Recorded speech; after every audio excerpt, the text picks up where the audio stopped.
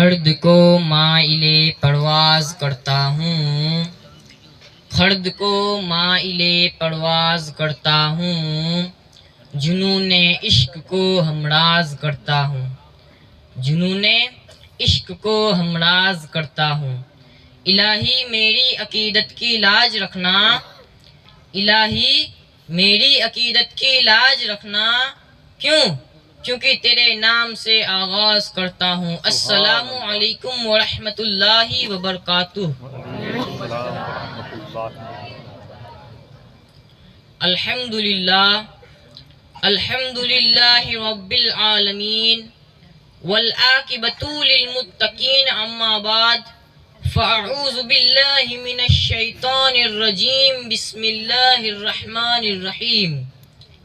میرے آقا صلی اللہ علیہ وسلم کے پیارے دیوانوں، آج کی اس محفل میں میں کچھ عرض کروں اس سے پہلے ہم اور آپ مل کر گنبد خضرا میں آرام فرمانے والے آقا نامدار، مکے اور مدینے کے تاجدار، وہ آقا جس کے متعلق اعلیٰ حضرت فرماتے ہیں، چمک تجھ سے پاتے ہیں سب پانے والے، چمک تجھ سے پاتے ہیں سب پانے والے، میرا دل بھی چمکا دے چمکانے والے۔ وہ جو چاہے تو چاند کو توڑ دے، انہیں یہ اختیار دیا گیا، وہ جو چاہے تو چاند کو توڑ دے، انہیں یہ اختیار دیا گیا، وہ پھر اس کے ٹکڑوں کو جوڑ دے، انہیں یہ اختیار دیا گیا۔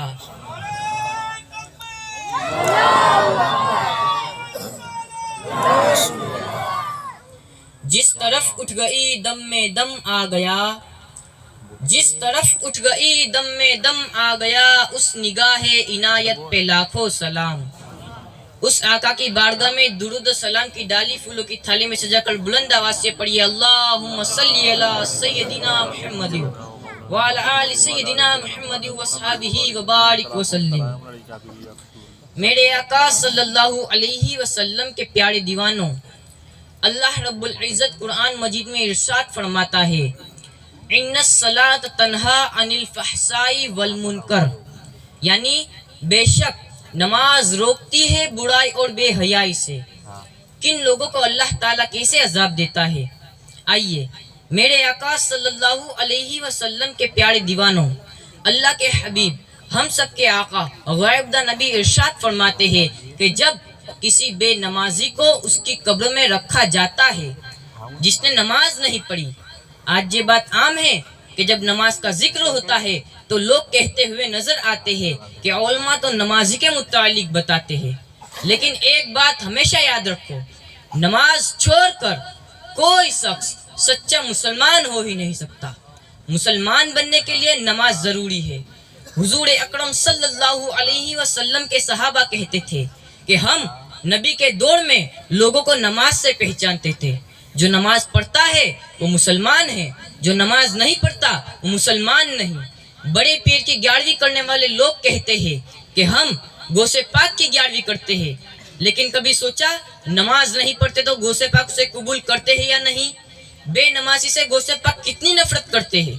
غوث اعظم بڑی پیر دستگیر کا فرمان ہے، آپ فرماتے ہیں کہ تم راستے پہ چل رہے ہو، راستے سے آ رہے ہو، تمہارے پاس راستے میں ایک گندگی میں بھرا ہوا کتا آ رہا ہے اور ایک بے نمازی آ رہا ہے، تمہیں ان دونوں کے بیچ میں سے گزرنا ہے۔ اب یا تو تمہیں کتے کی طرف ہٹنا پڑے یا بے نمازی کی طرف ہٹنا پڑے، تو تم ہٹو گے کس طرف؟ آپ فرماتے ہیں جو گندگی میں بھرا ہوا کتا آ رہا ہے اس کی طرف ہٹ جانا، مگر بے نمازی کی طرف مت ہٹنا، اس لیے کہ کتے کی جو نجاست ہے وہ اگر تمہارے جسم پر لگ گئی تو وہ تھوڑے سے پانی سے دھل کر آپ پاک ہو جاؤ گے، لیکن بے نمازی کی نحوست تم پر پڑ گئی تو دنیا کا کوئی سمندر اسے پاک نہیں کر سکتا۔ اب آپ مجھے بتائیں، بے نمازی سے اتنی نفرت غوث پاک کر رہے ہیں اور ہم مسجدوں کو ویران کر رہے ہیں۔ آج ہمارے پاس نماز کے لیے ٹائم نہیں ہے، دوستوں کے لیے ٹائم، کھیلنے کودنے کے لیے ٹائم، جوا کھیلنے کے لیے ٹائم، شراب پینے کے لیے ٹائم، ٹی وی دیکھنے کے لیے ٹائم، فلمیں دیکھنے کے لیے ٹائم۔ جس رب نے زندگی دی، جس رب نے دولت دی، جس رب نے قوت دی، جس رب نے بولنے کی زبان دی، جس رب نے دیکھنے کی آنکھیں دی، جس رب نے سب کچھ دیا، دھوکہ دینے والے لوگوں کے لیے ہم نے اتنا ٹائم دیا لیکن اس اللہ کے لیے جس نے ہمیں ہر نعمت دی، سب کچھ دیا، اس رب کے لیے ہمارے پاس ٹائم نہیں ہے۔ آج لوگ یہ کہتے ہوئے نظر آتے ہیں کہ مولانا ٹائم نہیں ملتا نماز کے لیے، واٹس ایپ چیک کرنے کے لیے وقت ہے، فیس بک کے لیے وقت ہے، یوٹیوب کے لیے وقت ہے، ادھر ادھر بیٹھ کر کسی کی غیبت کرنے کے لیے وقت ہے، اللہ کی نماز کے لیے وقت نہیں، اللہ کی عبادت کے لیے وقت نہیں۔ سوچو اس غلام کا حشر کیا ہوگا جو اپنے آقا کی بارگاہ میں حاضر ہونے کے لیے اس کے پاس وقت نہ تھا۔ جس رب نے سب کچھ دیا اس رب کے لیے ہمارے پاس ٹائم نہیں ہے، انجام کیا ہوگا؟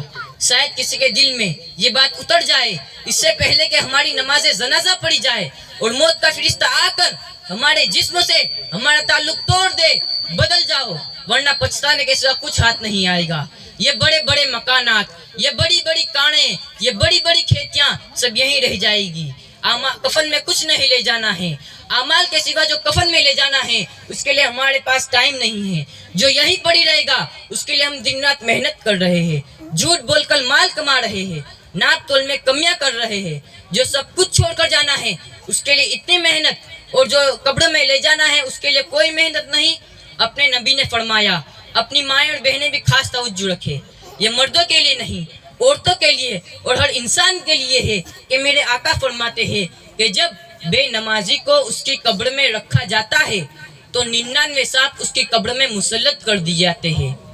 ہمارے آقا نے فرمایا 99 سانپ اس کی قبر میں مسلط کرتا ہے، اور اس سانپ کی طاقت کا عالم یہ ہے کہ ارشاد فرمایا 99 سانپ ہے، اس میں سے ایک ایک سانپ کی طاقت کا عالم یہ ہے کہ وہ سانپ پہاڑ پر ڈنک مار دے پہاڑ ریزہ ریزہ ہو جائے گا۔ وہ سانپ دنیا میں پھونک مار دے تو اس کی پھونک کی گرمی سے دنیا کے سارے انسان مر جائیں گے۔ ایک سانپ اتنی طاقت والا ہے، ایسے 99 سانپ اس بے نمازی کی قبر میں مسلط کر دیے جاتے ہیں۔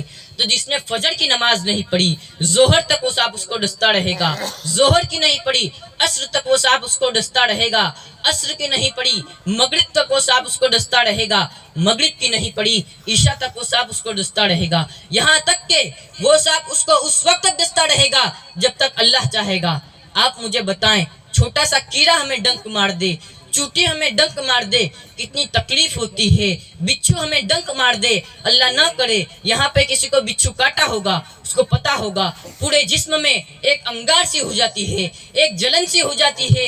دنیا کا بچھو ایک ڈنک مار دے انسان ایسا تڑپتا اور بلپتا ہے اللہ اکبر، اس کو قرار نہیں آتا۔ تو جس کو اللہ کے مسلط کیے ہوئے سانپ ڈستے ہوں گے وہاں کوئی بچانے والا نہ ہوگا، نہ ماں بچانے والی ہوگی، نہ باپ بچانے والا ہوگا، نہ بھائی بچانے والا ہوگا۔ سوچو ہم اپنے آپ پر کتنا ظلم کر رہے ہیں۔ بتاؤ ایک وقت کی نماز کے لیے 10 منٹ سے زیادہ وقت نہیں لگتا۔ اگر ہم نماز کے لیے 10 منٹ کا ٹائم نکال دیں اور 5 وقت کی نماز کے لیے 50 منٹ کا ٹائم نکال دیں تو ہم اتنے بڑے عذاب سے بچ جائیں گے، عذاب سے تو بچ جائیں گے، اور ساتھ ہی ساتھ ہمارا انعام یہ ہوگا کہ ہماری قبر کو جنت کے باغوں میں سے ایک باغ بنا دیا جائے گا۔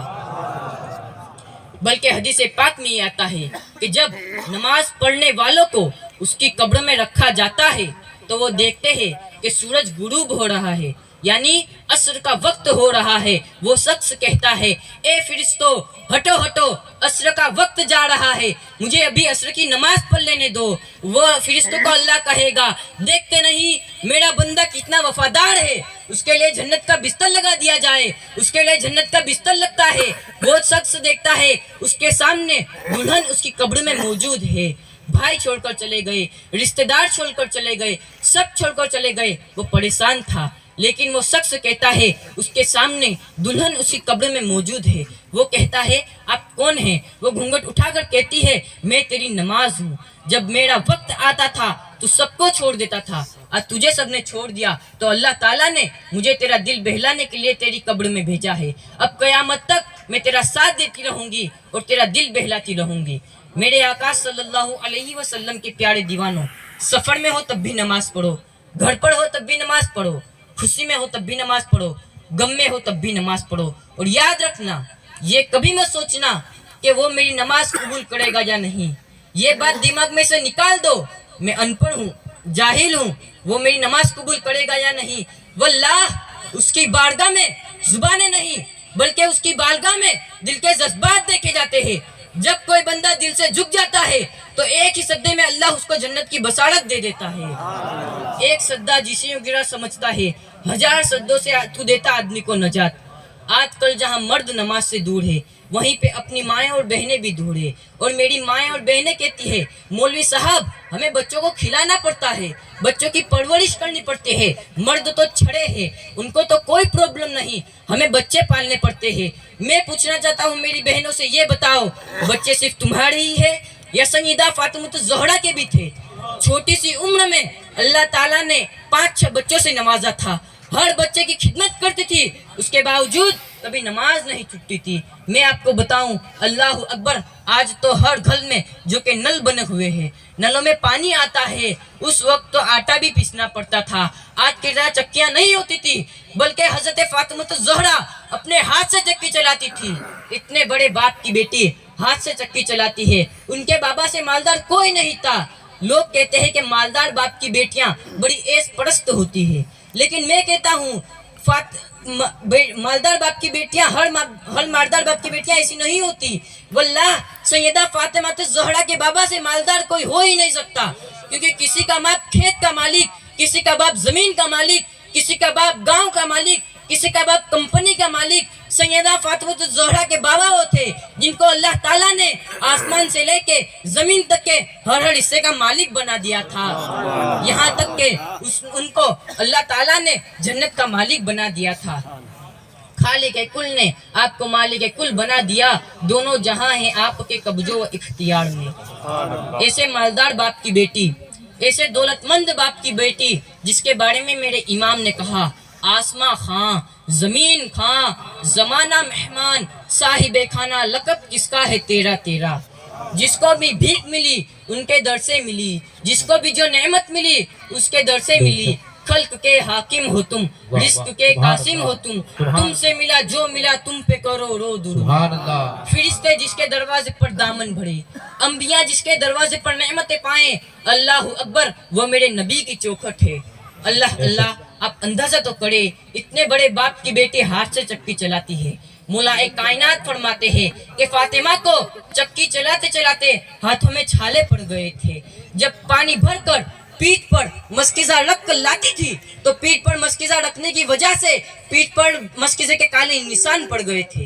یہ تھی ان کی زندگی، اور حال کیا تھا کہ نماز تو نماز ہے، فرض تو فرض ہے۔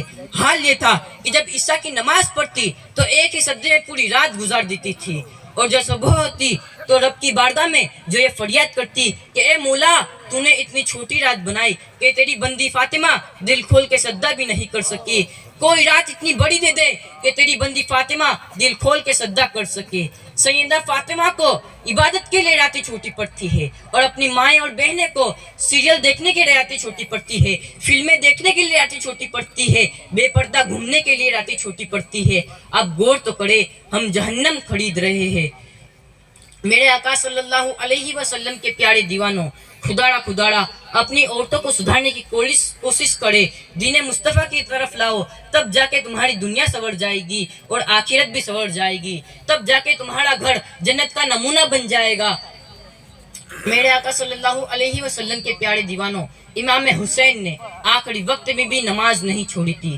عدود جب سر پہ تیغ تولے حسین سجدے میں جا کے بولے، عدود جب سر پہ تیغ تولے حسین سجدے میں جا کے بولے، ارے مدینے والو گواہ رہنا نماز میری قضا نہیں۔ میرے آقا صلی اللہ علیہ وسلم کے پیارے دیوانوں، کامیابی چاہتے ہو تو نماز کی پابندی کرو۔ دوران بیان جانے انجانے میں مجھ سے کوئی غلطی ہوئی ہو تو آپ تمام کو گواہ بنا کر معافی چاہتا ہوں، اور دعا کرتا ہوں کہ اے پروردگار عالم، ہمارے مدرسے کو دین دگنی رات چوگنی ترقی عطا فرمائے، ان میں کام کرنے والوں لوگوں کی عمر میں برکت عطا فرمائے، ان کو ہر طرح سے کامیابی عطا فرمائے۔ اس بات کے ساتھ معافی چاہتا ہوں، یہ قصہ لطیف ابھی نہ تمام ہے، یہ قصہ لطیف ابھی نہ تمام ہے، جو کچھ بیاں ہوا وہ تو آغاز باب تھا، وما علینا الا البلاغ المبین، والسلام علیکم ورحمۃ اللہ وبرکاتہ ومغفرتہ۔ سبحان اللہ، نعرہ تکبیر، نعرہ رسالت، مسلک اعلی حضرت۔ غلط روی سے منازل کا بہت بڑھتا ہے، مسافروں روی سے کارواں بدل ڈالو، جگہ جگہ کے تمہیں تھک چکے ہیں ہنگامے، نشاط لذت خواب گرا بدل ڈالو، سفینہ جا کے کنارے پہ لگ تو سکتا ہے، ہوا کے رخ پہ چلو باغباں بدل ڈالو، اللہ کے حضور میں سر کو جھکا کے دیکھ، ملتا ہے کیا نماز میں سجدے میں جا کے دیکھ۔ آئیے اب بالکل آخری منزلوں میں پروگرام، 2 کڑیاں باقی رہ گئی ہے، ایک مکالمہ